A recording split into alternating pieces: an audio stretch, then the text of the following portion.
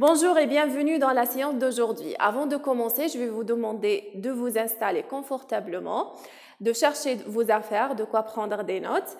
C'est bon, ça y est, vous êtes prêts? Très bien, suivez avec moi. Toujours dans le cadre de la biographie romancée, nous allons entamer une nouvelle séance. Un petit rappel avant de commencer. Donc, rappelez-vous, une biographie, c'est quoi? Oui, très bien. Donc, une biographie, c'est un récit de la vie de quelqu'un. Très bien. Et là, nous avons romancé. Qu'est-ce qu'on a dit la séance passée?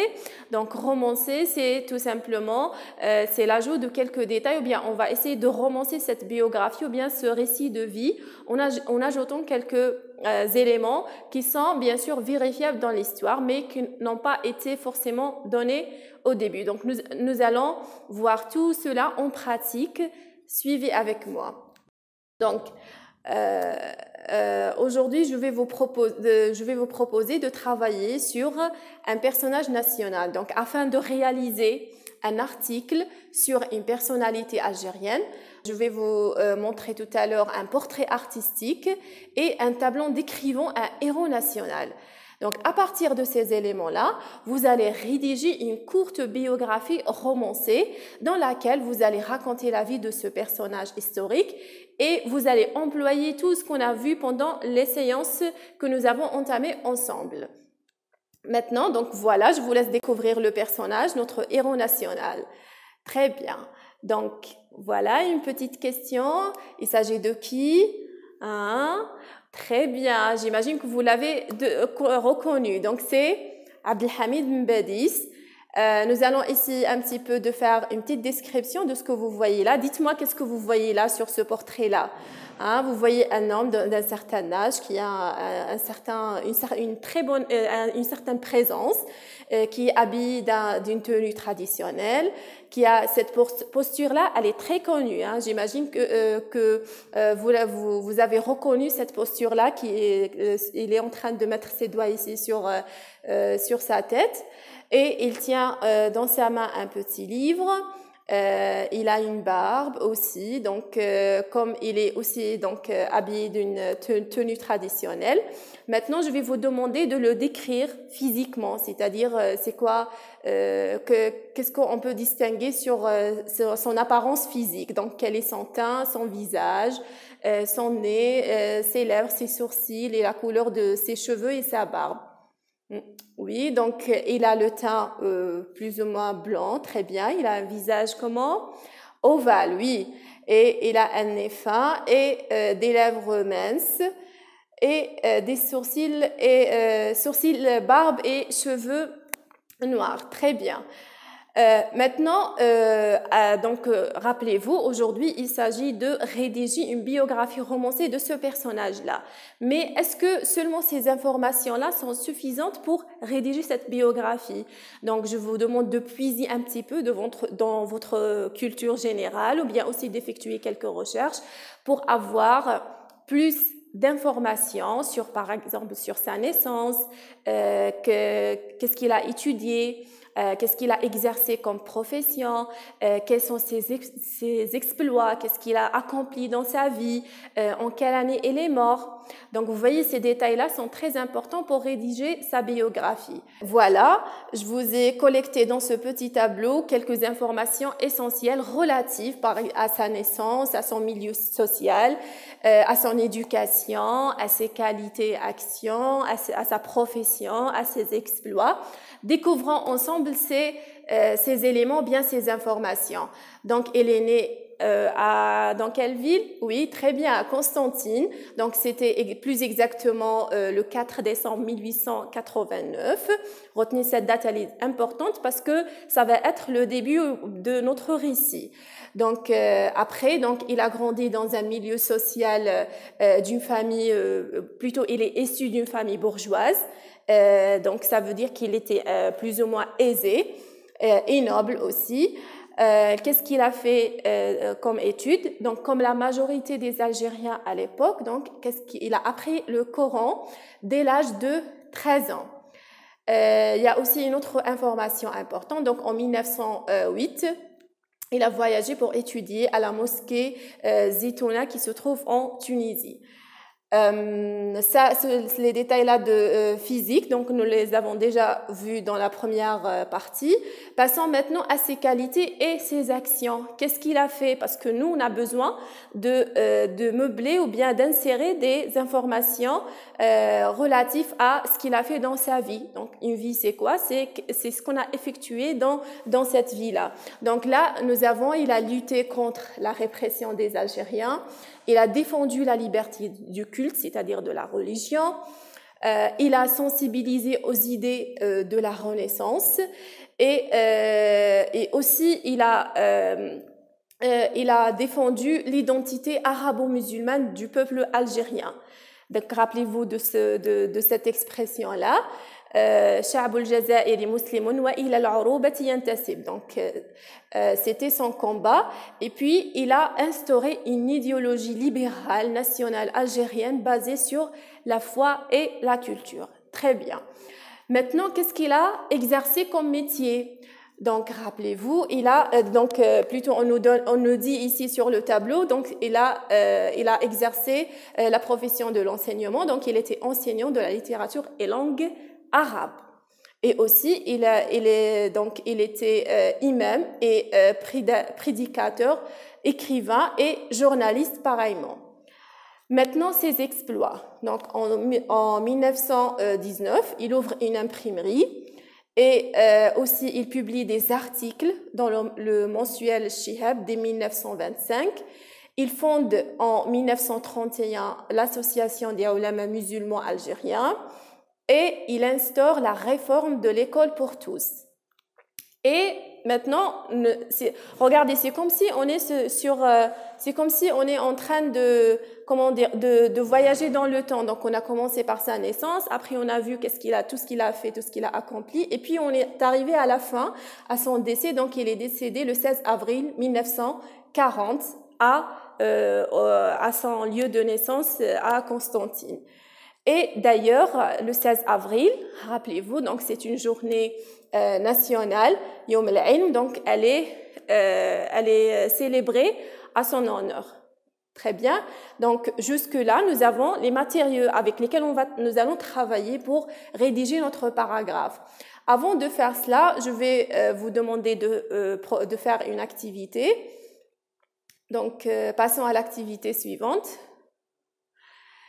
Maintenant, c'est-à-dire pour rédiger notre récit ou bien notre paragraphe, il y a une question très très importante qui se pose.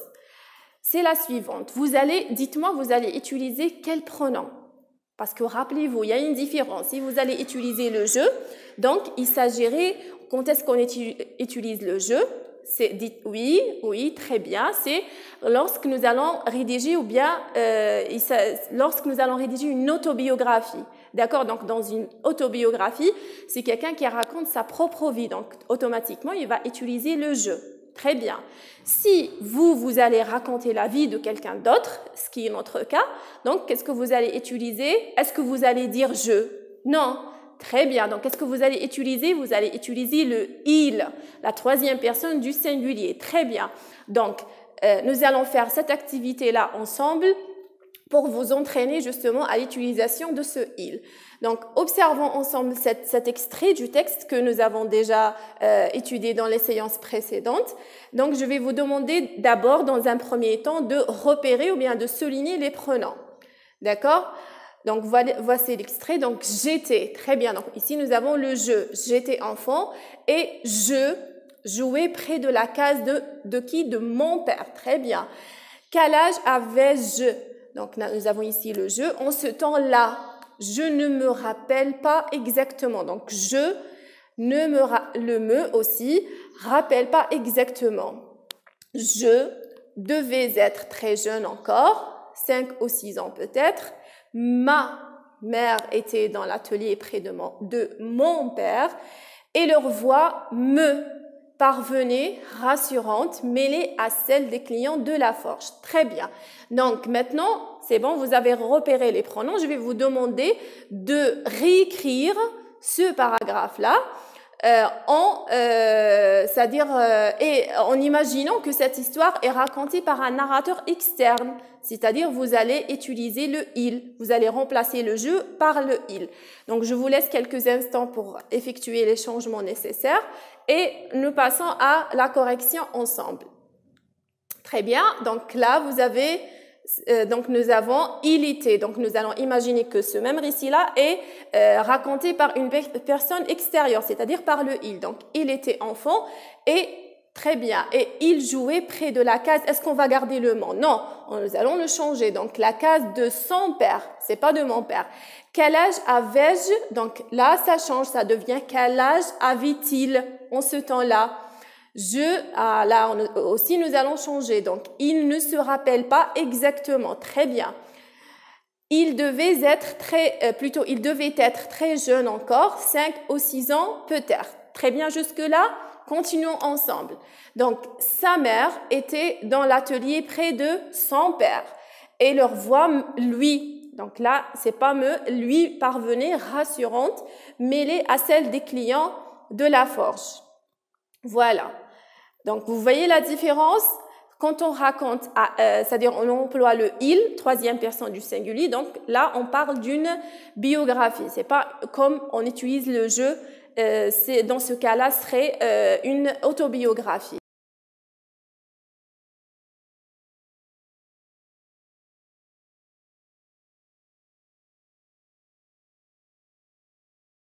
Maintenant, nous allons passer à, nous allons plutôt, rappelez-vous de ce tableau-là. Donc, là où nous avons les informations essentielles que nous allons utiliser dans notre production écrite.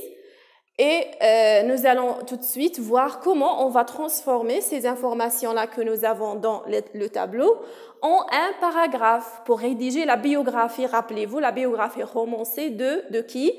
De Abdelhamid Ben Badis. Très bien.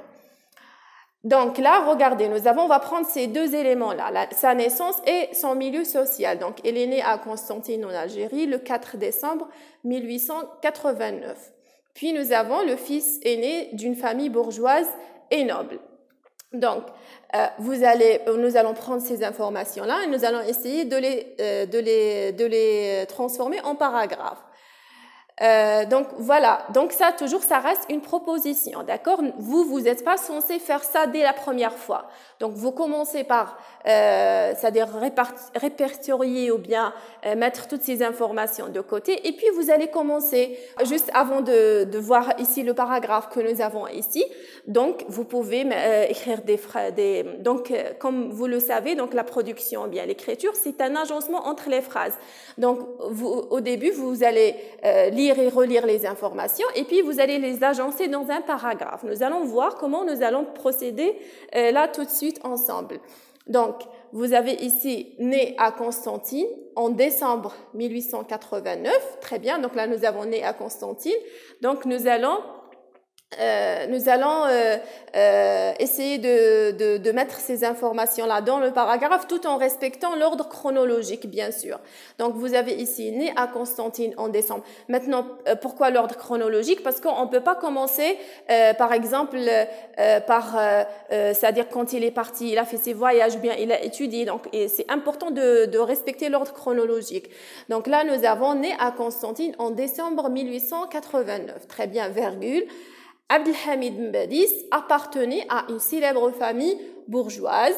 Il grandit, donc là, nous avons utilisé le « il », comme vous remarquez, et puis nous avons utilisé ici le passé simple. Il grandit dans un entourage pieux. Il apprend le Coran dès l'âge de 13 ans. Encore une fois, donc pour éviter la répétition, nous avons utilisé Abdelhamid Ben Badis est connu par l'imam du siècle. Très bien.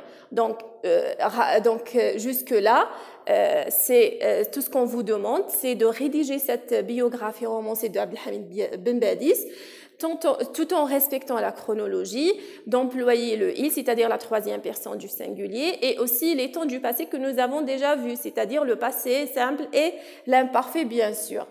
Maintenant, passons aux deuxième information, ou bien son éducation. Donc, vous avez ici en 1908, Ben Badis voyage pour étudier à la mosquée Zitouna de Tunis.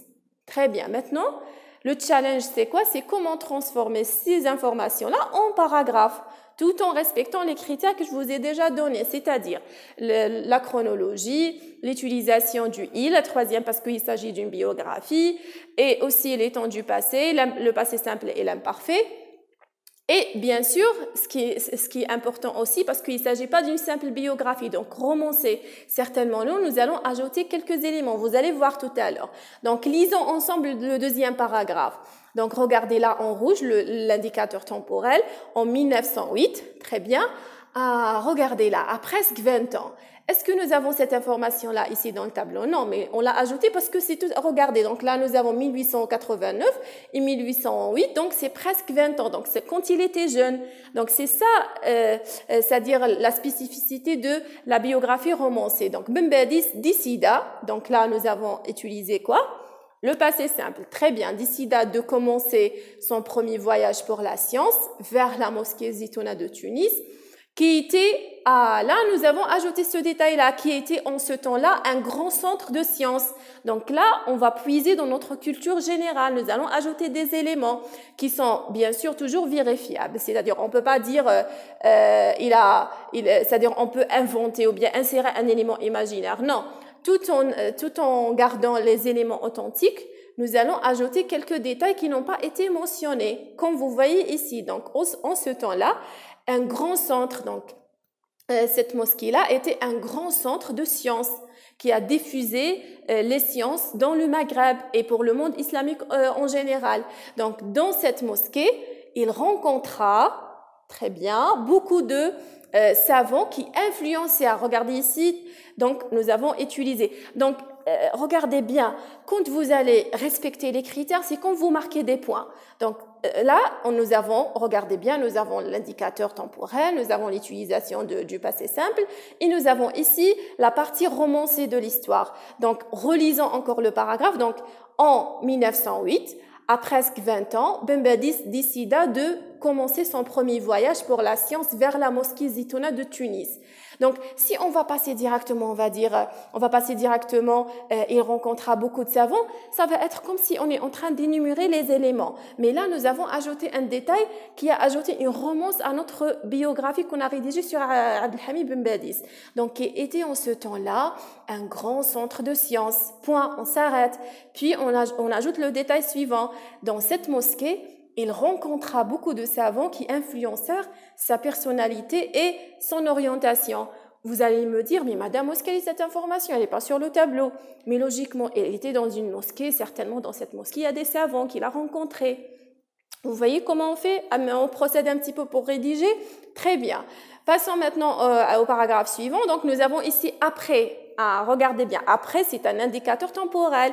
Donc, qu'il eut. Donc, nous avons toujours cet objectif-là pour marquer des points. Donc, nous avons respecté le système du temps, c'est-à-dire les temps du passé, comme l'histoire s'est déroulée dans le passé. Donc, ici, nous avons, après qu'il eut achevé ses études à la mosquée de la Zitouna de Tunis, à l'âge de 24 ans, Abdelhamid Bembadis accomplit un pèlerinage à la Mecque entre 1912 et 1913. Sur la route du retour, il visita plusieurs grandes villes du Moyen-Orient. Donc, regardez, toute cette partie-là, on a pris là l'indicateur temporel, nous avons ici le sujet ou bien le « il » qui est Abdelhamid Bembadis, et puis nous avons ajouté cette particularité-là ou bien ce détail-là sur la route du retour, il visita plusieurs grandes villes du Moyen-Orient.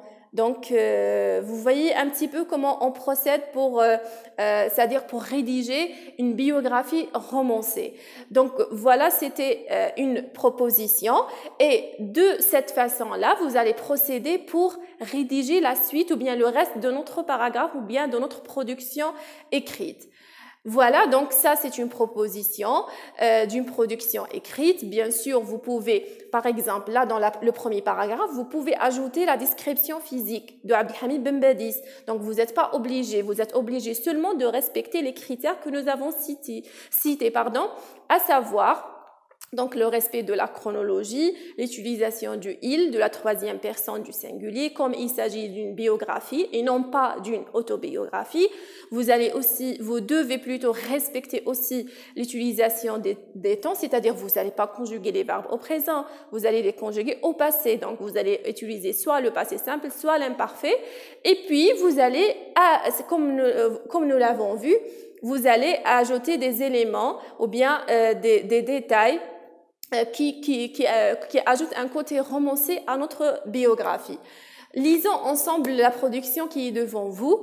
Donc, né à Constantine en décembre 1889, Abdelhamid Ben Badis appartenait à une célèbre famille bourgeoise. Il grandit dans un entourage pieux. Il a appris le Coran dès l'âge de 13 ans. Abdelhamid Ben Badis est connu par l'imam du siècle. En 1908, à presque 20 ans, Ben Badis décida de commencer son premier voyage pour la science vers la mosquée Zitouna du Tunis, qui était en ce temps-là un grand centre de science. Dans cette mosquée, il rencontra beaucoup de savants qui influencèrent sa personnalité et son orientation. Après qu'il eut achevé ses études à la mosquée de la Zitouna de Tunis, à l'âge de 24 ans, Abdelhamid Ben Badis accomplit un pèlerinage à la Mecque entre 1912 et 1913. Sur la route du retour, il visita plusieurs grandes villes du Moyen-Orient. En 1913, Ben Badis rentra en Algérie et s'installa à Constantine, où il entama son travail d'enseignant. Il commença par donner des cours à la à la mosquée verte de Constantine. En 1919, il ouvra une imprimerie en arabe et débuta sa carrière de journaliste. Et c'est dans le mensuel Shihab qu'il publia dès 1925 ses idées réformistes qui concernaient tant le domaine religieux que politique contre de nombreuses formes d'attaques laïques et répression émanant du régime colonial. Par la suite, il fonda en 1931 l'association des ulama musulmans algériens qui reposait sur des fondements culturels et religieux dans le but d'affirmer l'identité arabo-musulmane du peuple algérien. Ben Badis devint le fondateur d'une idéologie libérale nationale algérienne basée sur la foi et la culture musulmane. Le 16 avril 1940, il mourut dans sa ville natale de Constantine. Depuis, la journée du savoir est célébrée en son honneur chaque 16 avril. Fin de la rédaction. Maintenant, donc, un petit réflexe à faire à la fin. Donc, comme je vous ai dit tout à l'heure, c'est comme vous allez checker des points, c'est-à-dire vous allez vérifier. C'est comme si vous avez une grille d'auto-évaluation. Après votre rédaction, vous allez regarder le texte. Regardez bien. Donc, vous avez ici des éléments qui sont colorés. Nous allons voir. Donc là, vous avez en décembre 1889, en 1908, vous avez en 1813, donc en 1919 et j'en passe. Donc, regardez. Donc, il y a une chronologie. Nous avons employé des indices temporels. Très bien. Donc, ça, c'est le premier point. C'est checké, c'est très bien. Maintenant, nous allons voir, nous avons raconté ce récit-là, nous avons utilisé le je ou bien le il. Nous allons regarder. Abdelhamid Ben Badis, par exemple, il visita, il entama. Donc, très bien. Donc là, il mourut à la fin. Donc là, c'est la troisième personne du singulier. Très bien. Maintenant, nous allons voir les verbes. Regardez en rouge. Là, vous avez appris, décida, rencontra, influenceur, eu, achevé, accompli, visita et j'en passe. Donc là, nous avons utilisé quoi? Nous avons utilisé le passé simple. Très bien. Après, est-ce qu'on a utilisé l'imparfait? Oui, regardez là. Vous avez été concerné, vous avez reposé. Donc, vous voyez. Donc là, si vous avez fait ce travail, je vous félicite, c'est très bien. Voilà, donc nous arrivons à la fin ou bien au terme de cette séance. Je vous remercie de votre attention et je vous dis à la séance ou bien aux séances prochaines.